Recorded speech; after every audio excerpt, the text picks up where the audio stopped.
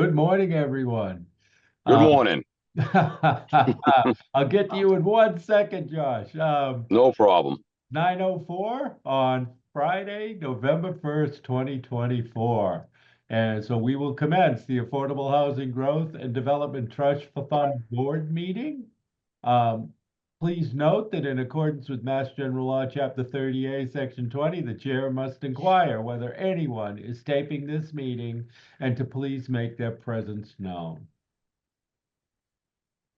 Seeing none, I will move to a roll call vote.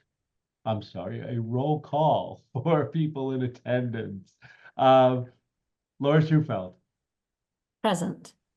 Mark Milne, Present. Andy Clyburn, Here.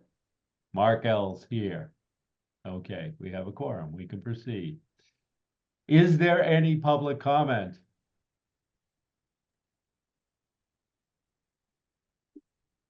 Okay, seeing none. I will move on to topics for discussion. I will note, though, that we do have a hard stop today at 9:50. Okay. And I think we have one member departing at 9:45, but we will still have a quorum. But at 9:50, we will not. So wherever we are in the topics, we will stop. So Jillian, give me a flag 1 minute before, okay? Yes, sir. Thank you. Moving on to topics.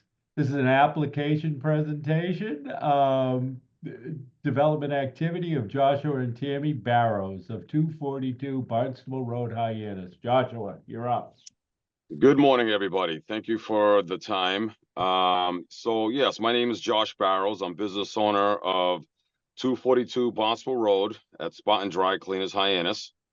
I've been the owner of this business for the past couple years. And I've been working with Mr. Paul Cleary and Stephen Cleary on this development project. But the beginning story is we bought the business a couple years back. Business is doing very well. But at the same time, with employees of this business, and I also own a septic business, J&B Septic, which is in the Barnstable community, Cape Cod area. There are a lot of people, employees, friends, families, that as time has been going on, we find out that they're, having a lot of trouble finding places to live. So my wife and I wanted to take the next step on moving forward on maybe doing, this housing development at 242 Barnstable Road. We see that it's been a problem out here for quite a while. And we are working with Paul and Stephen Cleary on trying to move forward and take the proper steps on developing such a project, which leads me today to all you fine people. Also, I have a septic business, J&B Septic, which has been in business now here on Cape Cod for the past 12 years, doing very well. I'm a licensed septic installer. I'm a septic pumping company out here on the Cape. I've been in the construction field for over 20 years. So taking on a project like this, shouldn't be a problem, especially when it comes to the development part of it. But the main thing is that we see that the issue, with housing on Cape Cod is something that a lot of people are looking for. And I'm here today to talk about what steps that I need to take along with Paul and Steve to do such a project. All right, thank you. I think Steve, you had offered to continue. Yeah, sure. Presentation. And that's probably a first to have the applicant sitting in the front of his truck on a job site. So that's Josh is a very hardworking person. So Paul and I professionally are workout specialists. All we do is work out real estate problems. We do it for banks, financial institutions, corporations. We got a phone call from Josh's bank after Josh had inquired about putting this project together. And his bank, Martha's Vineyard, suggested that we talk to Josh and try to give him, talk through what they're looking to do and what is really the highest and best use on that piece of property. Is it a laundry, a successful laundry? Is it housing? Is it mixed use? We've really come to the determination, even though it's tough to knock down a going concern and operating, well-known laundry. We think that the housing is more of the best use for the Barnstable County right now. So, we looked into the zoning, which would allow 4 stories. We thought that 2 4-story buildings on that lot would be 8 pounds of potatoes in a 5-pound bag. We scaled the project back to be 2 buildings. They're 104 by 62. They're 3 stories. There's 8 units on the upper 2 floors and 7 units on the ground floor. And 7, just having the 7 on the ground is so we could create a pretty nice lobby. The buildings have elevators. They're all accessible to the handicap. They are carbon free. They're going to have self-producing electricity on site. We're going to have battery backup for sustainability. We're going to have EV charging. We call it the ACRE Integrated Sustainable Building System. The development will be built off-site at a modular company. Right now, it's a robotic manufacturer that I know Barnstable has been working with to find a site on Cape to build a factory for these modular units. There's 46 units, 23 in each building. If we added 3 buildings, 3-bedroom units, that could drop to 20, where we would have 20 units per building and come up with an even number. I had, spent a lot of time with Jillian discussing the Affordable Housing Trust. Jillian has been extremely helpful. And, I went for the home run and she brought me back to reality. And I'm sitting at 5 units at 100% of AMI. I have to drop that back, unfortunately, to 4 because the Affordable Housing Trust and the affordable housing through the zoning conflicts with the HDIP. And we're going for the HDIP, and the HDIP does not allow over 20% of the building to be affordable. They go more for market rate. So because of the number 46, I need 4.6 units to cover the affordable side at 65%. And I have to drop down to 4 units to stay beneath the 20. So there's 14 studios, there's 26 1-bedrooms, there's 6 2-bedrooms. I think they range in size from 600 square feet to 1,070 square feet, which is, a good mix in housing choice for that area. I know, there's a development going across the street and it's all, I think, all 1-bedrooms at 550. And we're offering the options of studios and 2 bedrooms to kind of meet and provide a need together with the development across the street from us. If the town thought that 3 bedrooms would be helpful, a lot of towns do not. We would be happy to add the 3 bedrooms to the development. Any questions on? Paul, would you like to add to that? No, I'm good right now. Okay. All right. Well, thank you. Thank you for that overview. At this point, I will ask Jillian if we've received all information we need to from this applicant for the board now to commence discussion. Certainly pending any other additional questions, but to your knowledge, have they submitted a complete application? And Yes, from what I'm looked through, and it is, it appears to be a fully complete application. I know people may have specific questions about the financing and the mix. Let's see, I know Laura had a couple of items that she and I were discussing previously. And I believe that Steve or Paul, I think it was Paul who had responded back just to give me some answers to that. I circulated that to you, but I don't know if everybody's had a chance to even see. And I'm happy to read off if people would like. No, I had seen, it's a two-page document, correct? Yeah, so, Yeah, okay. Yeah, well, I certainly had the time to take a look at it. Not hearing the original presentation, but hearing this one now. And then not hearing Laura's question. So, thank you, Jillian. So at this point, board, do you have comments or questions on what's before us? Laura, do you have any? Your name was already referenced before you got a chance. Yeah, and just, Mark, so you know, this is the first time we're hearing it as well. Okay, thank you. Thank you. Just so you know. So, you know, just a couple things on the financing and the numbers. The rents, I know, the response was that to the question number 2, that you used, what had been provided, but they're, both of the rents that are in the pro forma are, about $100 high. So, I'm not sure where that discrepancy is, but, Jillian sent me the document probably in August, and I have it in my hand. It's the income and rents 2024.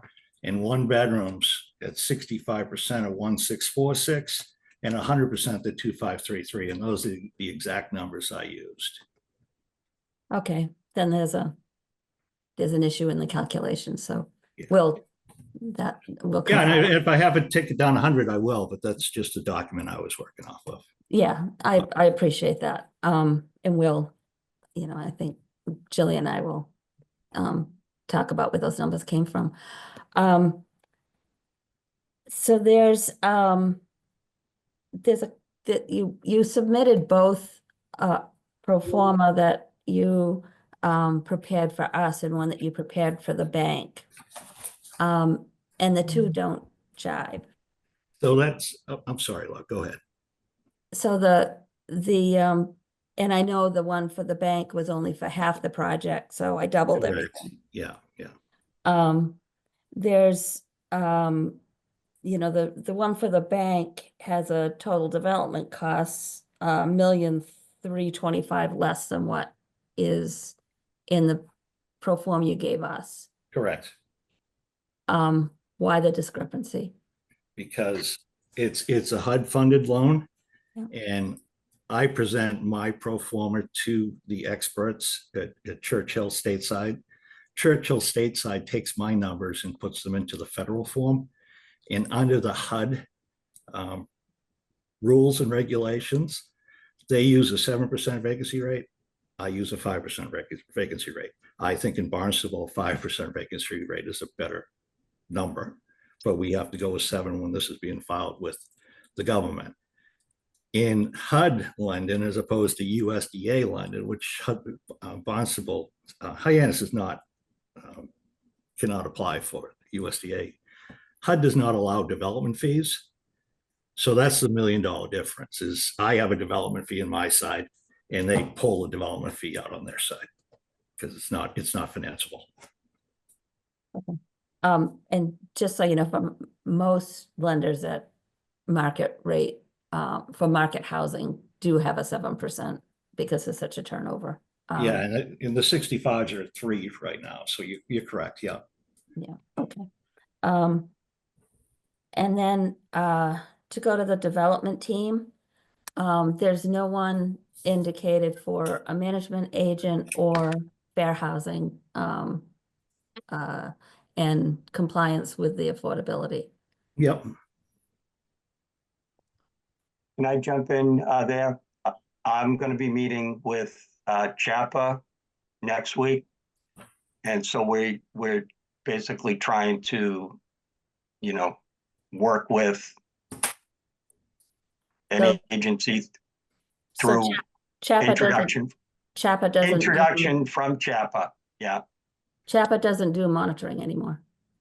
In the situation, in the actual application, I propose my management company, which is Bristol Realty Group, that's been around since the 80s. We don't specifically do residential management anymore because there are people that are much better than us at it. And there are multiple management companies in Barnstable County that do a great job that will be vetted and hired to run this project. Right now, I'm just using my management company as a placeholder. I think we're probably 24 months out, probably 18 months out to actually interview in a management company, but we'd be using, Wynn's right down the street. One of my best buddies growing up is a senior VP there. He would happily take over this project because it's really easy for them to take on.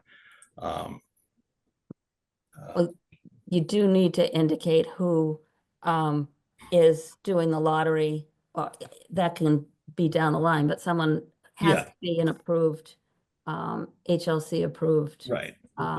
lottery agent, and then also an approved monitoring agent, Right. who has to be different from the rental agent, lottery agent.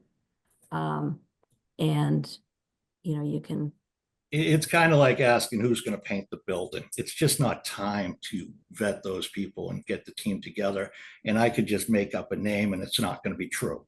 It's going to be somebody within the next 9 to 14 months that we vet, interview, and Hack doesn't like to do it either anymore. So right. Can I follow up? Mr. Sure. Chair? Please, Laura. So if we were to grant this, and I would suggest this is to the, I guess to the board, I would suggest that we have a condition that the board has to approve the lottery agent and monitoring agent. The monitoring agent then is on board for the duration to annually review eligibility. So, absolutely. yeah. Okay. I think that was the rest was, with the the difference in how many units at each. So, Yeah, and I think Oh. you did have a question on the environmental over there. I did have a question on the environmental, and And- you've done, Yeah, prior to transfer to Josh, there was a phase 2 and a phase 3, and now a phase 4. There was a slight spill at some point over the years, and that was cleaned up. And in the phase 4, Horsley Witten signed off that there's no further issues with the property. could you submit that for our records? There's, there's been a history on the Cape of Oh, plume. sure. Yeah, I'd have to clear that with Rob and clear it with the bank because that's who I'd get it from. But sure, I'll put that in action. Okay, thank you. Let's see, what else? And do you think you're gonna use green stacks? We will be using a green stack design, and that design will be moved over to a company called Reframe, and Yeah. they will work side by side with this development. Yes. Yeah, and Laura, can I add to that question is that we really focused on, starting about 5 years ago, was on the full electrification of this building model so that the HVAC team and the electrical engineering team have been designing this building with green stack. So total specification come out of Art and Gwen. And then the difficulty has been finding a modular company that, kind of wants to build to those specifications. And now this robotics manufacturing company, Reframe Systems, has stepped in, and they're a Massachusetts, Andover headquartered company. And we're really seeing some really great things out of them. So we're really looking forward to the potential of a Massachusetts-based, and they're more a manufacturing company than they are a modular company, which I think is going to be a game-changing model that's really going to accelerate production of housing in Massachusetts. So we're really hoping and kind of betting on the success of Reframe, but it's based in the backbones of Art and Gwen, and that's 100 years worth of smart growth development they're like experts in this type of smart growth housing. So it's smart growth and smart energy is really the core elements behind these buildings. I'm familiar with reframe. In fact, my pen is a reframe pen. Um, Yeah. so that's good. I saw the green stack, so I was curious because I didn't think they did so much green in there. Yeah, so it's buildings. the MEP is this company Design Day, and the electrical engineering is this Hurricane Hill, and they've been working on and in the specifications of the green stack.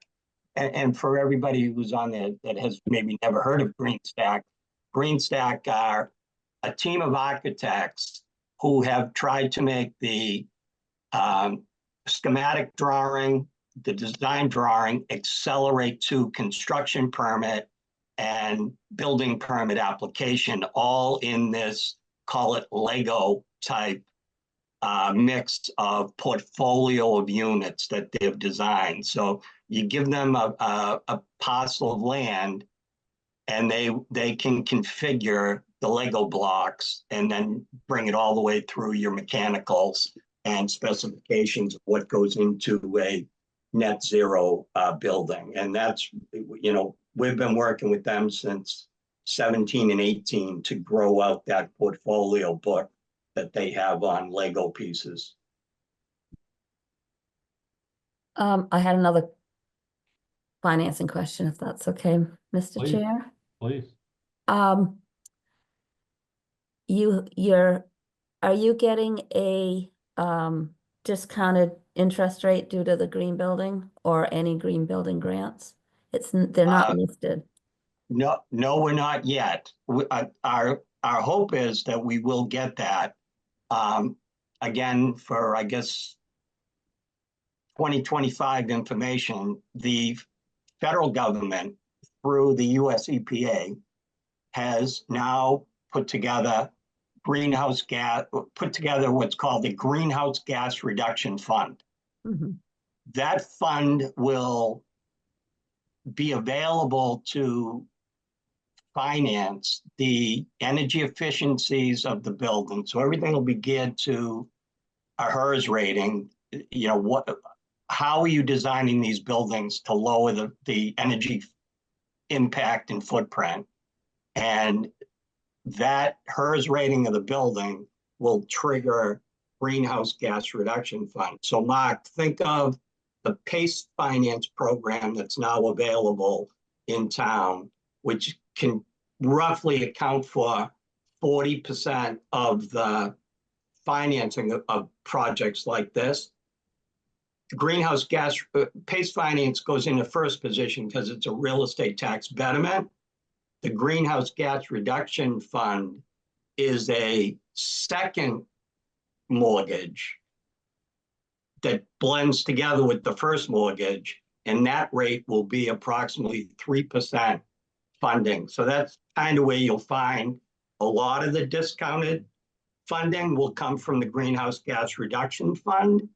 But we would hope that in the first position mortgage of the 221 D4 program, that there'd be some rate adjustment to help with the development of this type of project.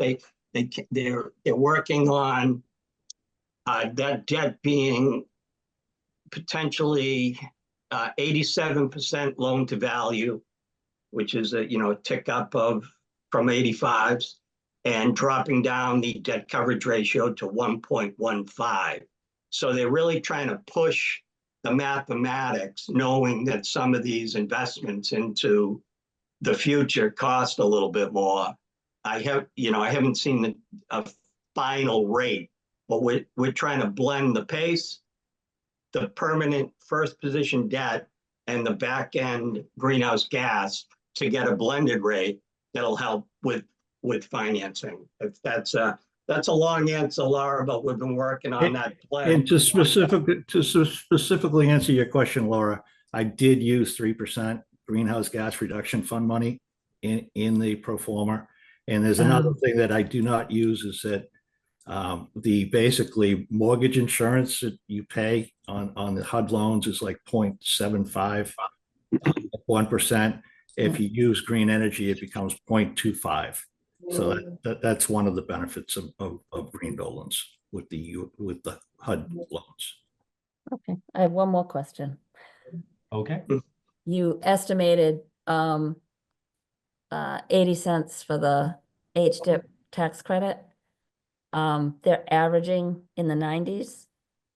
So I am just, I know you Yeah. have to be conservative, but you know, I the agree. difference I between agree with 80 and you. 90. I agree with you, and your online documents are very helpful. And I copied the 80% off of one of the other applicants because I did not know where it would end up.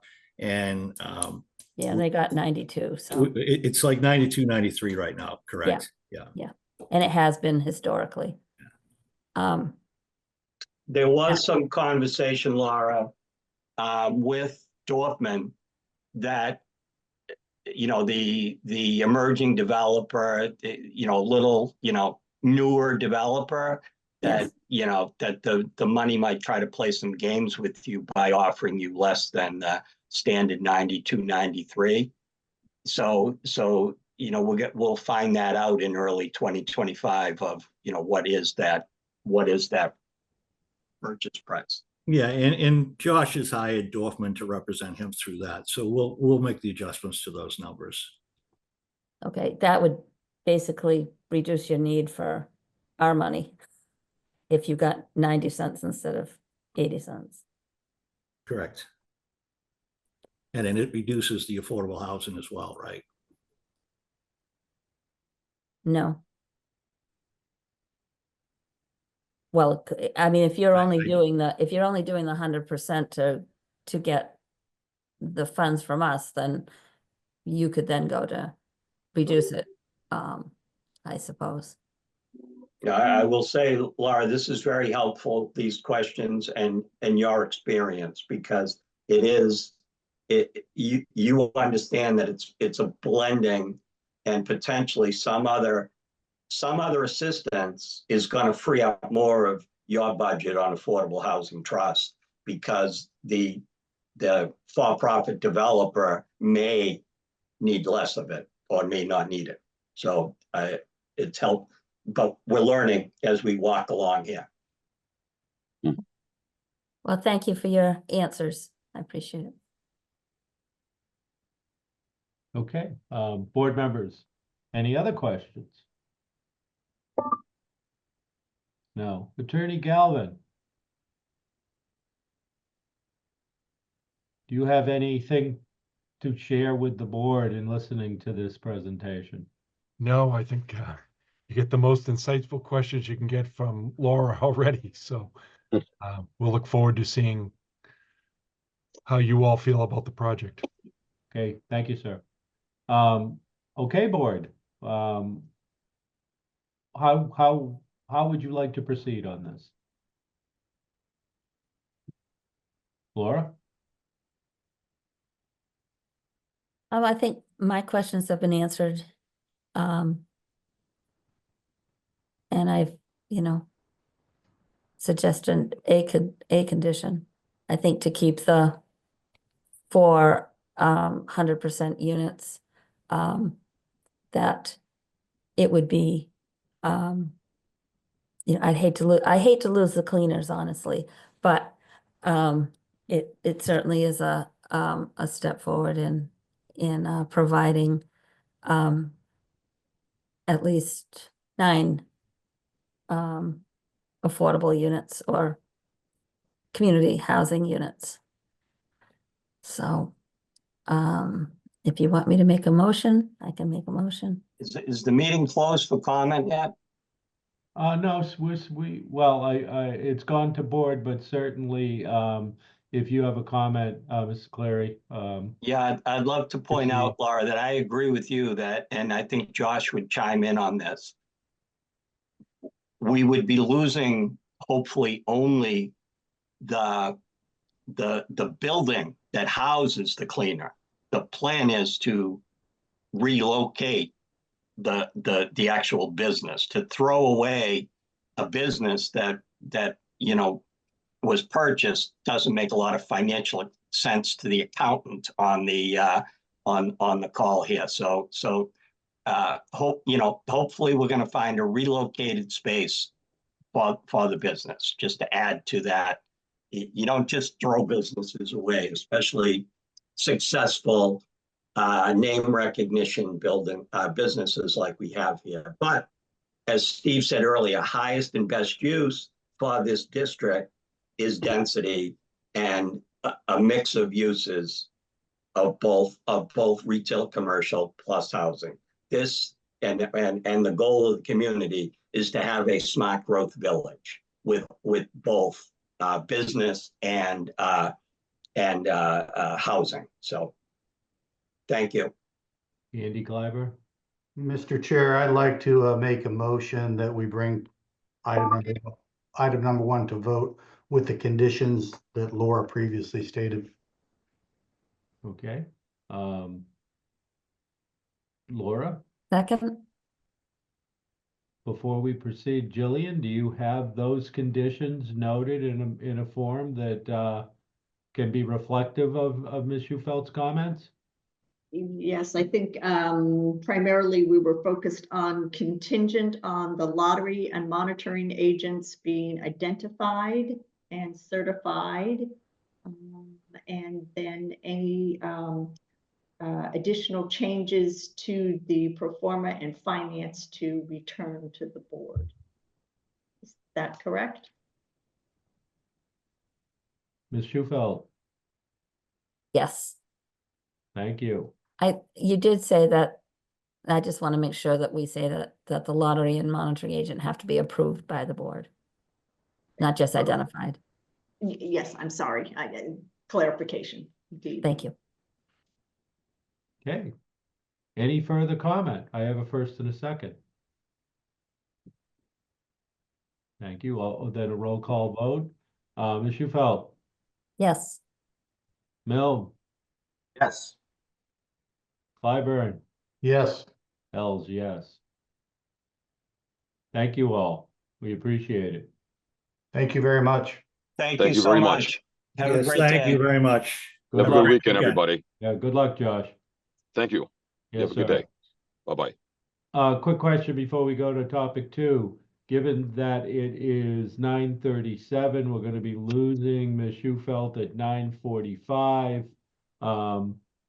I always greatly appreciate all of our board members being there for votes. Should we move to item number 3, where we have an applicant here, or is moving the discussion that Attorney Galvin will lead the next logical item? If I could, procedurally, we just needed to acknowledge that we are hearing an application under Commonwealth Builders, and you had the option of either waiving the requirement for the under your rules and regulations for the permanent deed restrictions. If you do that, you may then Well, proceed. I want to, understood, I guess, well, I guess we'll move to that one then. I won't ask the question. I'll withdraw my question. Attorney Galvin, this is a continued discussion for topic number 2. Can you please share with us, and then then we'll move to board discussion. Sure. At our last meeting, I kind of gave you an update as to my conversations that I had with the Community Preservation Coalition and the ability to use funds that are derived from community preservation for projects that involve financing under the Commonwealth Builder Program. I had found a couple of other communities like Barnstable, which were gateway communities that had actually used CPC funds, conferred with Stuart Saginaw.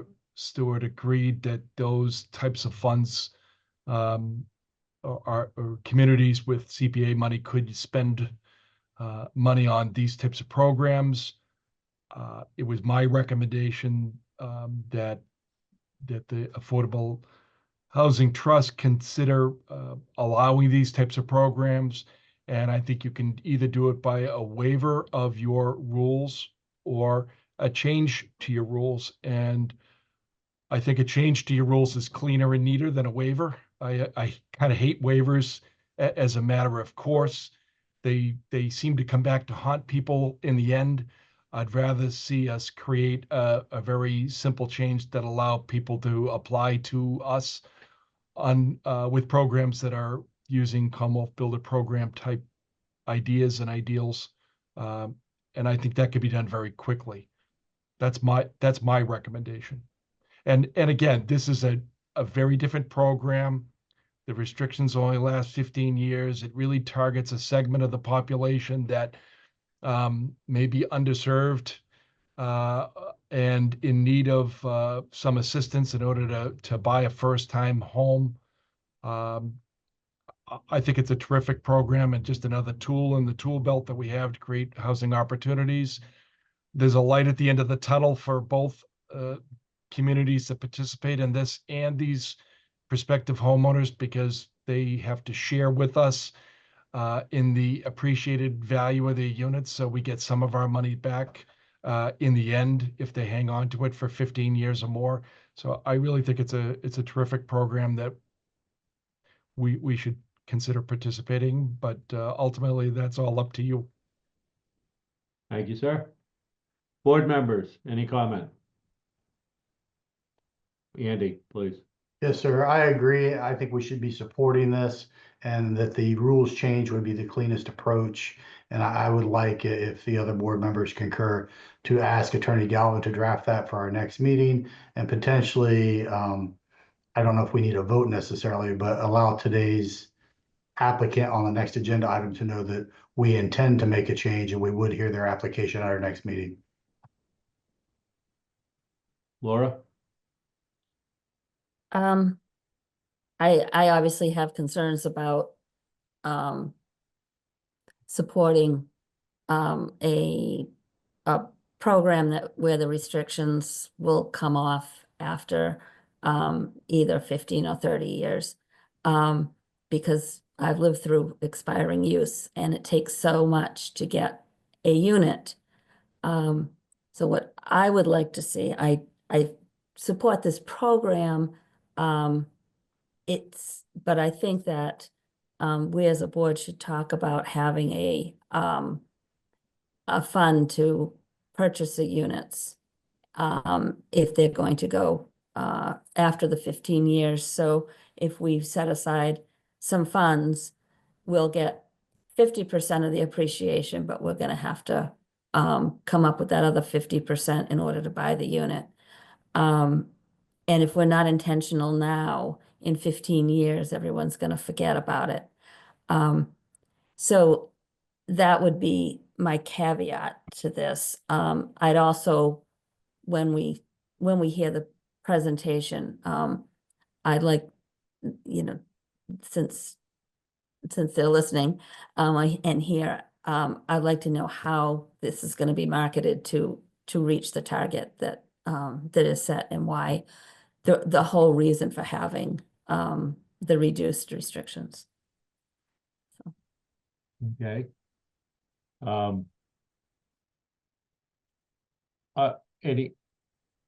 Any other? Yes, Laura, please. The other thing I would say is that I would be specific that if we decide to change our regulations or rules or whatever we call them, bylaws, that we're specific as to what we will waive the in perpetuity for, not just that not being broad about it, because I wouldn't want other applicants to think that the perpetuity is not the standard, that it's an exception based on a program that we then would support. Okay. Jillian, please.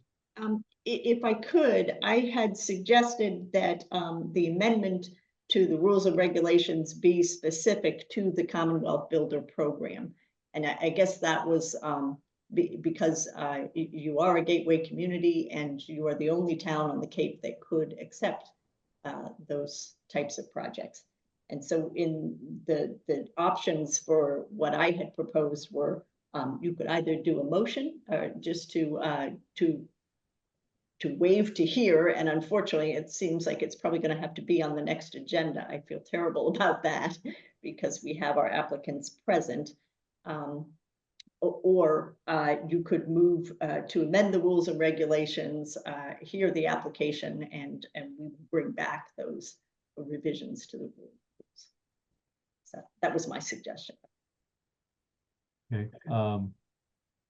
Before we continue the discussion, it is 9:45. Laura, do you have to depart? Yeah, I do, Okay. unless someone wants to, you know, do something right now, but I do have to go. Yeah, no, I understand. And Thank so when Laura departs, Jillian, make sure that's noted from the meeting. We will still have 3 will be available for another 4 minutes, and then you know, we have a hard stop at 9:50 because at that point we will not have a quorum. Remaining board, how would you like to proceed relevant to, I think the referral as recommended by Andy back to Attorney Galvin. I do think this will merit additional discussion. You know, I'm speaking as a board member. I concur that with Attorney Galvin's observation that waivers are not the optimal way to go here. We should sit down, look at our rules and regs and modify them appropriately so that if this is a tool that we will want to consider in the future, it will be available to us. I am interested in the comment that Laura made, and she's not here, so I think by what I'm going to say next just continues this at least to one more meeting. And it is that the trust right now, when she says buy units, the trust doesn't hold units. So we need a broader discussion amongst the board. I know it's not a question of whether a trust has the authority to do this. It is that the trust has never done this. So I don't think that's a one meeting discussion. So I just want to throw that out there. Andy? Yes, sir. I think perhaps Attorney Galvin could do what I was proposing with some caveats to Laura and have Laura agree to that, hear it, knowing that we all agree we will have a future discussion relative to the trust purchasing units. That's not a 1 or 2 meeting endeavor. Understood. Attorney Galvin? Yes. So I agree. It's not optimal for the trust to actually own units. But unfortunately, it became a necessary evil years ago when some of the initial restrictions could be wiped out by foreclosures and a whole bunch of other issues. And I represent at least 3 other affordable housing trusts that unfortunately were compelled in order to save units to purchase them temporarily until affordable purchases could be located. There was a time in the town of Norwell where we couldn't qualify anybody to purchase units in an affordable housing development. And having that option allowed us to hang on to a unit for a year, and the market changed and the buyers changed. And, you know, it worked out just fine. We held on to it for a year. It didn't cost us very much. The condition of the property didn't change. So it may be a necessary evil in a very limited circumstance where we have to do that. Again, it's not for the purposes of holding or managing them, but it's preservation of a restriction, which I think that's probably what Laura was ultimately interested in doing. You know, I don't know about the trust's willingness to hold money aside for the future, but that certainly is an option. And again, it might be a good tool. What Norwell did when they were faced with that prospect is they went back to their town meeting, and I know it's a little different in Barnstable, but they went back to town meeting and explained that there were some units that they wanted to purchase to preserve the trust, and they received some additional funding in order to do that. And those units have been preserved and re-restricted with proper updated restrictions, and now they are perpetually restricted, and we served a real important role. So Yeah, I'm not suggesting I'm for or against. I'm not familiar with, and I think the scenario that you just laid out is understood and recognized as authority of a trust like this. And I just think there's going to need to be conversation and understanding of it to proceed in that way, at least for me. Yeah. So unfortunately, we've run out of time. So I apologize to all those who are here for additional topics. Can we use do we need to formally continue each of the items that were actionable, or can we move, topic 2 through, through 8, obviously some of them just standard topics, to a future agenda? My understanding is that, yes, you can just carry those over. Right. My only request was the one item that I had is sort of unanticipated, but it was a letter of appreciation for Wendy Northcross, who has left the board, and just your. Yeah. Board, I would recommend that we draft a letter. I'll also say that I'll continue discussions about the replacement of that position on the board. And then one last item would be just for the applicants who are present. Is there a date certain? Our next meeting is December 6th. And it looks like David. Yeah, go ahead, David, please. Thank you. Hey, David Quinn, VP of Real Estate Development and Housing Assistance. I was just going to ask if there was any way to schedule a meeting sooner than 1 month from now. I know that's typically when you meet, but we're happy to come back. Obviously, we have a pending application for our projects with Mass Housing that we submitted over the summer, and so the local funding aspect of this is one of the remaining pieces that's kind of holding that application up. So we're just kind of not presuming we'd get it, but just wanted to try to resolve that sooner rather than later. Sure. Andy, Yeah. please. Sir, I'd like to propose that we consider having a meeting prior to 1 month out.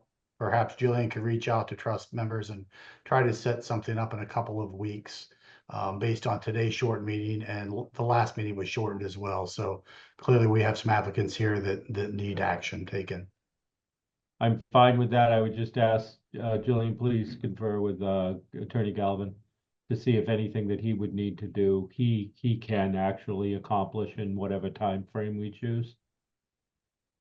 And if I could just point out, the week of Veterans Day, which is November 11th, that Friday, the following Friday, it is probably your next opportunity, if that would work for people. So just maybe. It does not work for me. I am not here on the 15th. It doesn't necessarily have to be a Friday, Jillian. Gotcha. I would propose that you reach out into each trust member individually and we get something on the books. Yeah, I'm here on the 14th. I'm just not here on the 15th. I'm available the 14th as well. yes, Very for me good. too. All right, so at this time, I will, I don't know that I need a vote unless Attorney Galvin tells me I do. I will move all items remaining on this agenda to the next scheduled meeting.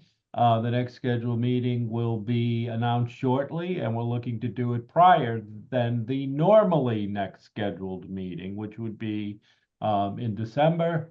Do I have a motion to adjourn? So moved. Do I have a second?